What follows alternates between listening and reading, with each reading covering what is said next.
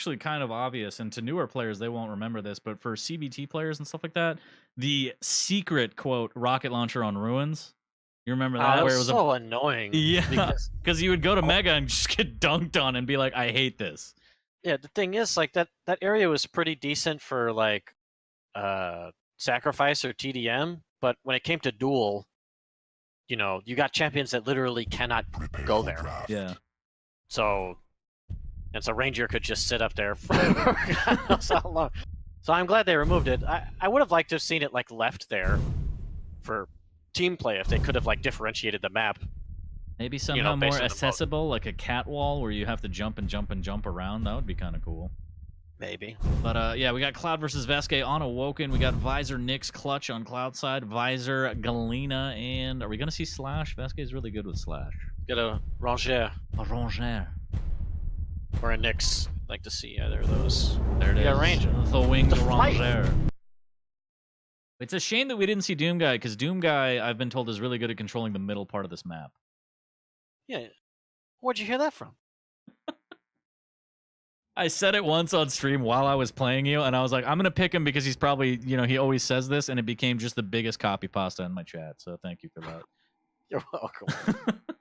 And I believe in Doom. I believe in Doom. You heard it. Doom 2020. There we go. Zeus, get on that Uncle Sam believe in Doom picture.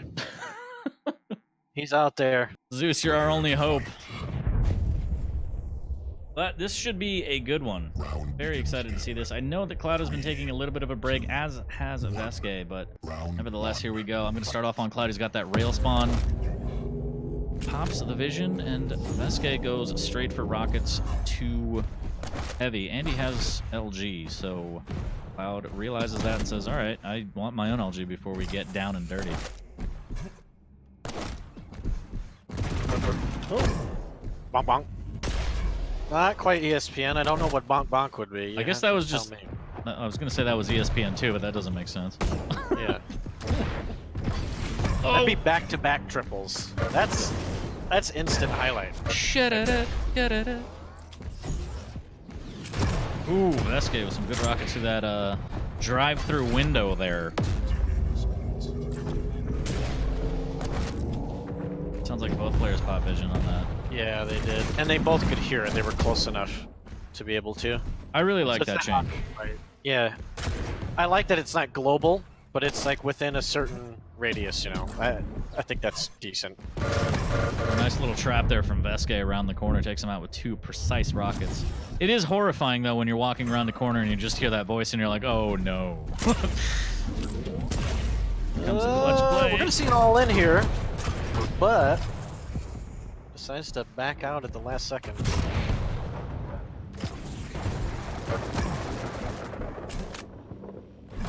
Does a good job of moonwalking his way out, and he's going to actually have position on this Mega. And might have... No, I was going to say a little bit of incoming damage. Well, he actually strafes into it. He barely heard the sight pops, and that's how he knew to turn around. Sound is important, friends.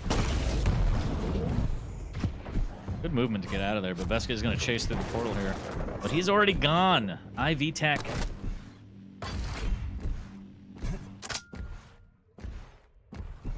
Lex, what do you like to play on this map? What are your favorite champs here? It's changed. I think this is one of those maps where I never kind of like reached the next level of understanding in terms of champ picks. I would always play really standard Ranger, Visor, Doom, Athena maybe would be as spicy as I would get. Not because I don't enjoy the map or I don't like to play it, but I think there's just so many different ways that you can play Awoken, and like even outside of the meta. And maybe I'm completely wrong on that, but I feel like even when watching professionals play this, there's so many different champ lineups that you see. There's not like a definite champ that I feel like I need to play. So I would always just go really vanilla with it. Yeah, I'd say right now this is one of the maps that has like the most flexibility in terms of champ picks. Right. I think the only ones that you're not really likely to see are like Scalebearer. Maybe Sorlag and Keel, but there is enough armor to go around on this map. If you wanted to play Sorlag or Keel, though, that's That's the Right. beauty of it. And that's why, like, a few months ago when Keel was pretty decent, I played him on this map a lot because, like, the heavy armor is super trappable. There's so much other armor around the map that I thought that Keel was a great pick with all the burst damage he could do and just being able to constantly stay healthy. R.I.P. to my boy Keel. Bring him back. One patch at a time. Yeah, I miss It's him. actually really sad. I right before he got nerfed into the ground, I started to get pretty good with him, and I was like, wow, I can just explode everyone at all times, and it was a lot. Haven't making sense. Oh, Veske trying to find that last rail. Cloud doing a good job of staying alive, but with a minute left, he has too much work ahead of him. Oh, those rockets. Let's see what he can do here. I'm going to switch over to Cloud and see if he can make some magic happen. Very weak. He's going to grab a 50, and this might actually trap him if Veske wants to push. There's the phase shift. He knew. Oh, that's not good. Right in the old breadbasket. And Veske will. So we gotta hit him. Hit him in the numbers. Right in the numbers. Jules. Hit him in the numbers. Good. Right between the numbers. All the numbers on the field. You gotta hit him there. Thanks, John. So, round number 1 going to Veske here. I'm going to start off on Cloud. Pops that vision early, has the heavy. Ooh, is that? Okay. I don't know if the plasma was going to push him off. That would have been pretty amazing. That'd have been dope. Yeah, that would have been pretty fantastic. And it's got to feel good, too. Just like 3 plasmas and you're gone, free kill. Thank you very much. I think he sees your shoulder. No, you don't. Hit him with the counter strike. I haven't seen that since 40. A little something, you know. Who was that against? I don't remember. Malvo and King of the Hill. I'll never forget. That's my finest moment. That was my Sistine Chapel. Oh, hold on. Don't peek too early. Oh, that's what she said. That is what I she feel like said. you got a lot of Sistine Chapels in your future. You're too sweet to me. Those rockets are too coming back sweet there. strong. Yeah, Cloud is not afraid to fight the Serbian slaughterhouse here.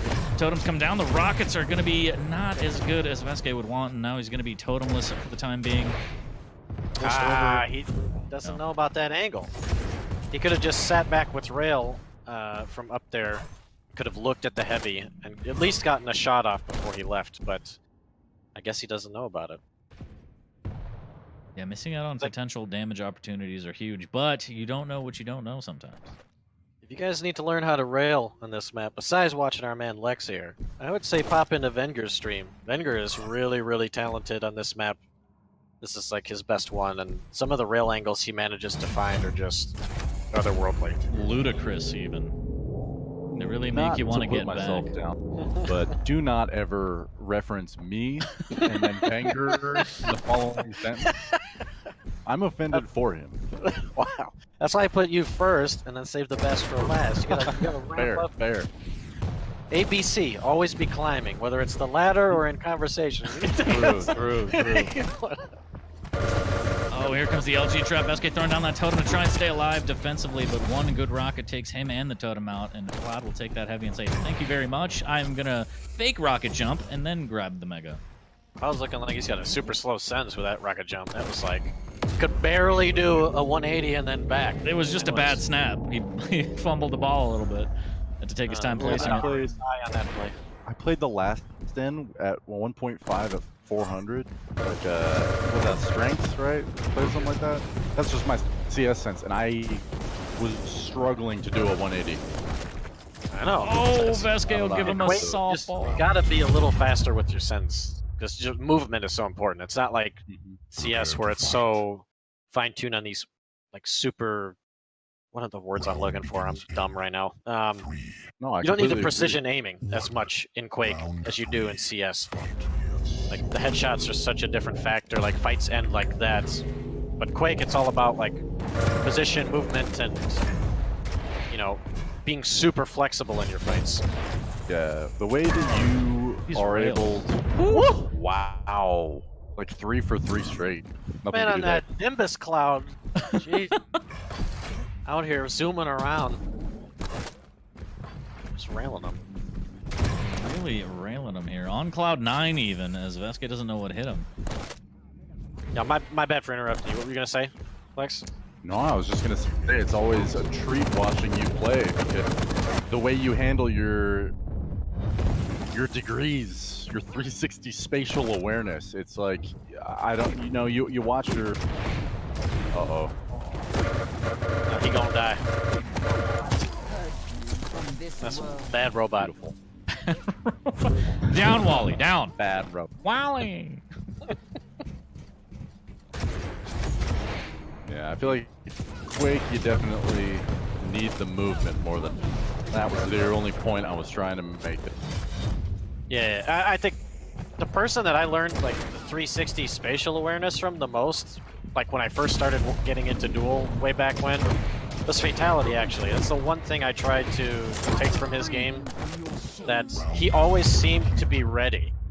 In that sense, like even if he wasn't playing his best game, like he didn't really ever get caught off guard too much. He was like aware of where fights could come from, and so you really start to learn the more that you play where the danger is going to come from, so that you're always aware of where you need to move, where you need to aim, that type of thing. And yeah, that's the worst thing in Quake, like getting the jump on you, especially with how much damage that guns do.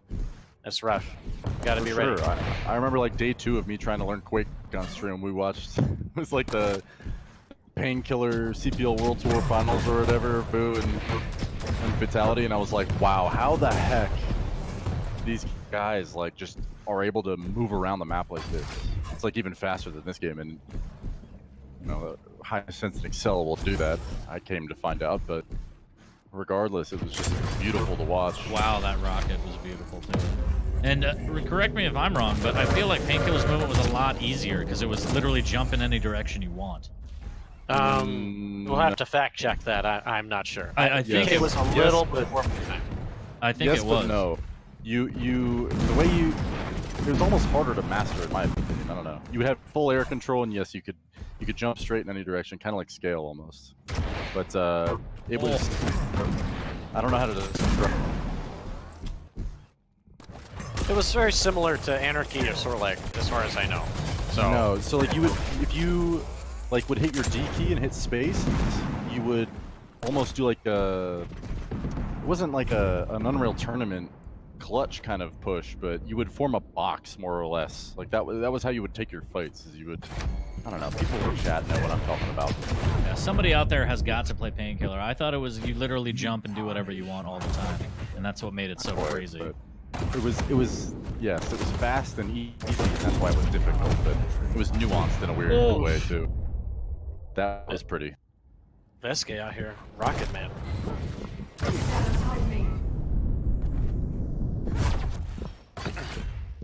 But I've noticed a lot. It seems to be at this ELO, around like the 2000 range here. Players are getting pretty good at playing the starts. They're understanding like where the other guy's spawning, what they should do off the spawn. But it seems like once they die, they don't know what to do when out of control. So like if the rush down doesn't work, they don't necessarily know how to slow the game down yet. And because like him dying on his second death was like totally unnecessary. And he almost gave up another one here on the round win. He like went for some crazy telefrag through the portal. Oh, what a phase shift!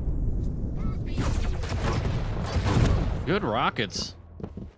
Get out! That'll keep him alive for the time being. Get down, get down. Yeah, I think. As you said before, I think the most important thing to do is learn how to play out of control. Because when everything's going your way, it's easy peasy. Exactly. The hardest part is to figure out how to play from behind and out of control. And especially in this version of the game where you only have 3 lives, it's even more difficult because one mistake could cost you the entire round.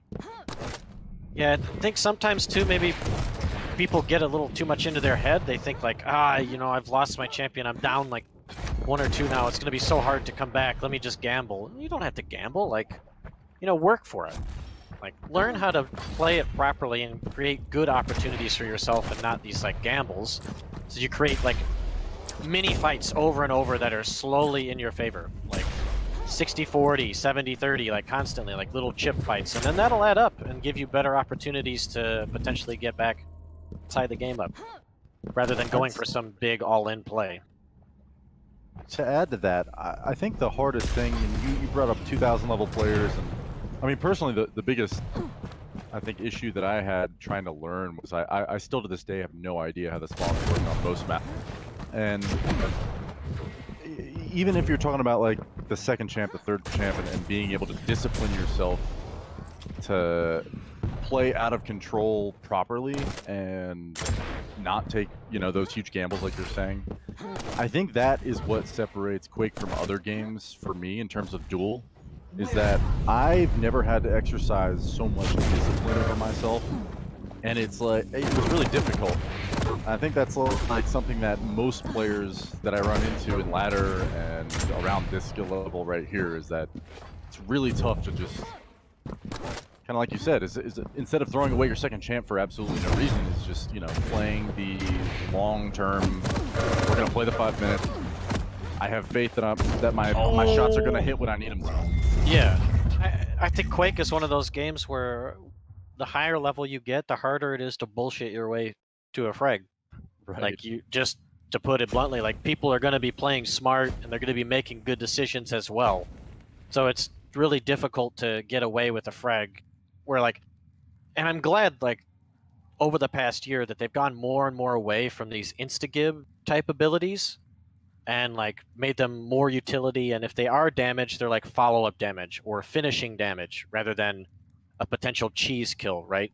So that's the one thing in Quake. It's more about consistent good decisions and really good, like, aim and mechanics and movement overall over the long course of the game, rather than like a quick, like, flashy moment, you know, because Quake doesn't have like the whole headshot mechanic to it. You know, you don't have critical damage and things like that, like in Overwatch or Counter-Strike, that you could potentially turn a fight around like that from bad position. Like, it doesn't happen as often where you're out of position and you don't get punished. At least the higher up that you go. Yeah, I believe it. But I'm about to teach you right here. You've been struggling with spawns in Duel. You're about to be enlightened. You're about to know Class what is is what. in session. Yes. And that's the thing, is like, there's no resource.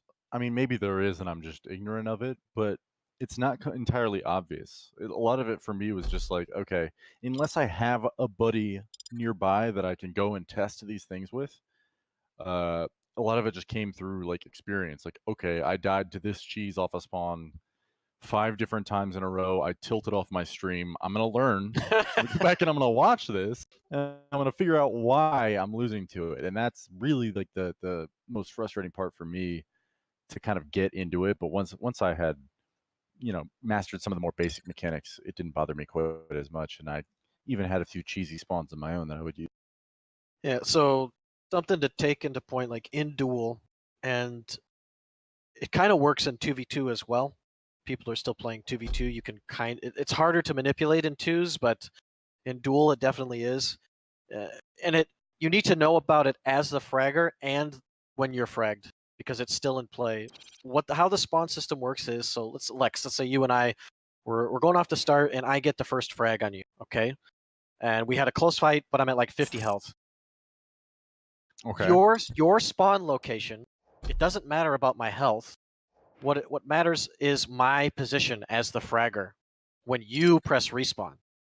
So I, as the guy alive, can help to manipulate in certain situations if I get a clean enough kill to Can know. I throw a scenario out there to help me? Sure, go ahead. So, first game we saw Chompadash and Brightly Corrupted Keep at Rocket.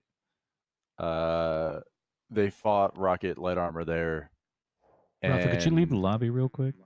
Yeah, sure. Brightly was able to chain a second frag off of her Athena from the respawn. I don't remember where she went, but go ahead. Just, even if that's not exactly how it played out, just Okay. I'm thinking that's what I'm envisioning in my. Okay, so we'll say we're the Athena there at Rocket on Corrupted. Mhm. We got the frag. Where you're standing, the enemy, when they click respawn, they will spawn medium to far away from you, based off of like room zone quadrants. Okay, so you'll know, like, if you're at Rocket and you're legit standing on Rocket, you know you're safe from that perspective.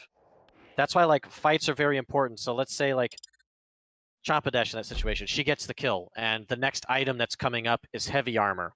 and you want to be able to get it, and make sure that they can't by the time that they respawn, and let's say there's 5 seconds to get there. As soon as you get that frag, you are booking it towards that side of the map as the fragger, so that it forces the respawner to spawn medium to far away from heavy. Because you could go, let's say, from rocket to the hallway to shotgun, right? So let's say that's where I'm going. I'm going as Athena from rocket through like the banana curve to shotgun to heavy. I know then to either expect them to spawn at nail, because like if they respawn while I'm in the hallway, that's like a medium distance away. So they could spawn there, or they're going to spawn far away at LG, and they might, pose a threat after I grab the heavy and be up top. So now in my mind, I'm already thinking about where they're likely going to be if they want to rush me. What are they going to do if they're not rushing me? Are they just going to get, a free mega? Are they going to get free guns? What are their options from there? But that also comes into play, like when you are the one dying, like before a big fight, then you can know off the spawn, okay, they're not going to be healthy enough to go after this item. Like I'm going to spawn by mega. So as soon as you pick, like you're deciding your champion real quick that you're going to respawn with, sometimes it's really important to know where you're likely to spawn based off of that fight, and then you can regain control even after dying that fast because you know where you're going to be and what your options are, or like what the most dangerous path is that they're going to take to try to cut you off, so you avoid them completely. And so then you go and get like another light armor and a gun, and then you're ready to fight a lot sooner than they expected. Man. Instead of it just being this thing that's like you're constantly wondering about what's going to happen. It's not as random as you think. It's like there is like a randomizer, but it's like I said, it's medium to far zone quadrants away from where the fragger currently is. Literally hear Lex cream his pants. Oh, this It's is absolutely the insane. brain And then on this, man. also, if let's say you have that like a traded fight where you both die, then the person that killed you, so let's say you both die, the person that spawns first will spawn closest to where you both died. So you can sometimes mind game and know, like, if you just fought over heavy and like you picked it up but you both died and that mega's coming up, you can wait a split second. Yeah, let him spawn first, then you respawn. And then you'll spawn over by mega, whereas he'll spawn where you guys just died. That's how that works. Word. So yeah, if there's no fragger on the map, then it's like, okay, where did you last fight? This is where you're going to be then. Because then it doesn't have anything to gauge off of, Hope right? everyone's recording that. Yeah, some of my subscribers are in the chat currently. Some of the very well-versed Quake players that have helped me out throughout the past are in chat right now and are probably watching. I've heard since day one this, which is when you die, they're always going to spawn as far away, like on the opposite side of the map of where you were. And like, obviously, what I just learned is that's not necessarily true at all. That was Lex Quake hates 3. you all. That spawn system now- hasn't been in here for years. So I have a feeling there's some people with like 5K Quake Champs hours under their belts sitting here being like, I should watch more of my stream. yeah, nope, it's all based off of the fragger's location. So Thank you. My That was God. remarkably life-changing. The professor.